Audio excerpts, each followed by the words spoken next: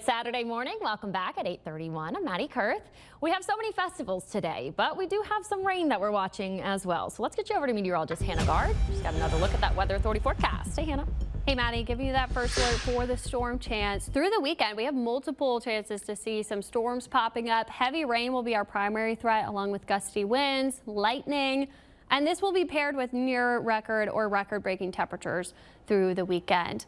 Our severe weather outlook, we have a level 1 out of 5 risk for severe storms for southeastern Louisiana and southern Mississippi. The elevated level 2 out of 5 risk is for northern Louisiana and the central to northern parts of Mississippi. So we're not in the greatest threat here, but it means that 1 or 2 storms that pop up do have the potential to be severe. I'm primarily worried about damaging wind gusts. We could see 60 mile per hour or higher wind gusts there, and then isolated street flooding.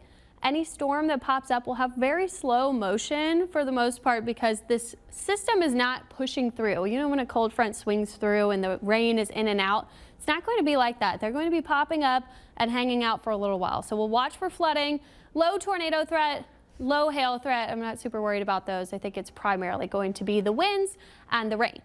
This is the frontal system that's moving through Arkansas right now and northern Texas. You're seeing the temperatures falling behind this very substantially. It's 38 in Oklahoma City, 75 in New Orleans. When you have a big temperature change like that, it indicates this is a very strong cold front. And when you have the ingredients ahead of a front like that for severe weather, that's when you're going to see that come together. We have a severe thunderstorm watch in effect up to the north, and that's where those dew points are in the upper 60s and low 70s funneling into the system. Dallas just dropped those dew points from the upper 60s to the 40s behind it. So this is a big temperature change and moisture change, which leads to lift for those storms. Now, water vapor shows us the upper levels of the atmosphere. We look for our upper level lows. So the first one I saw is right here near Denver. That has gone up to the north, but over here to the west, we have another big low, and that area from the southwest up to the north where those winds veer off to the left, and then down to the south where they change from northerly to easterly, you're going to get this big area of rising air at the surface where the air fills that void in the upper levels. And that's exactly where you're seeing the storms pop up. So as the upper level low moves east, we'll see the storm threat move into our area. We'll play this out. We're good through about midday. I think lunchtime still looking pretty clear out there. Once we get to 2 o'clock in the afternoon, though, we'll see some showers at the very least and a storm or two popping up. This model has consistently popped up a strong storm on the North Shore that doesn't move a lot.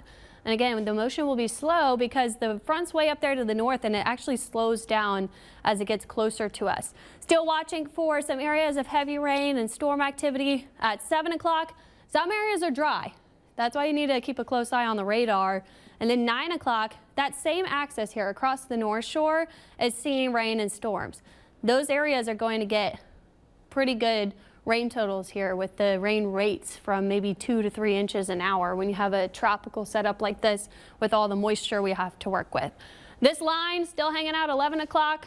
Midnight, it's just now moving through the metro, and then it drops offshore about 4 a.m. Looks like we get a break. This model updated. If you were watching us earlier, it developed a storm complex over here to the west and then dropped it south. When we get in this type of pattern in the springtime, it can be really hard to see when these storms are actually going to pop up. But this makes sense too. Showers popping up in the afternoon. We have some storms popping up in the afternoon to early evening when we get that daytime heating. I think we'll definitely have to watch for that threat. Then it's just humidity, maybe a shower or two on Monday. But if you look at the rain totals through midnight, we're seeing some pockets of 4 to 5 inches of rainfall, widespread areas of 2 to 3 inches, and then we have that second wave that pops up too. So I think we could get a pretty good soaking at the very least, and then we'll have a little dry period Monday and Tuesday. Wednesday, another chance for rain and storms with another system swinging by. But amidst all of this rain, we're going to have near record or record warm temperatures. Today, 84 would break the record. Tomorrow's a little cooler with the rain midday, but 86 Monday and Tuesday, that would be record high temperatures there as well.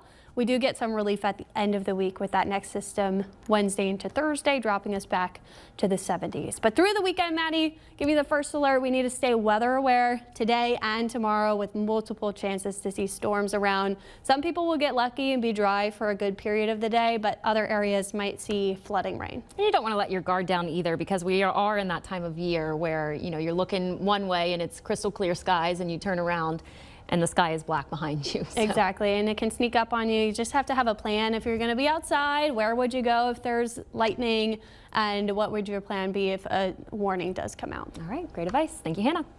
On to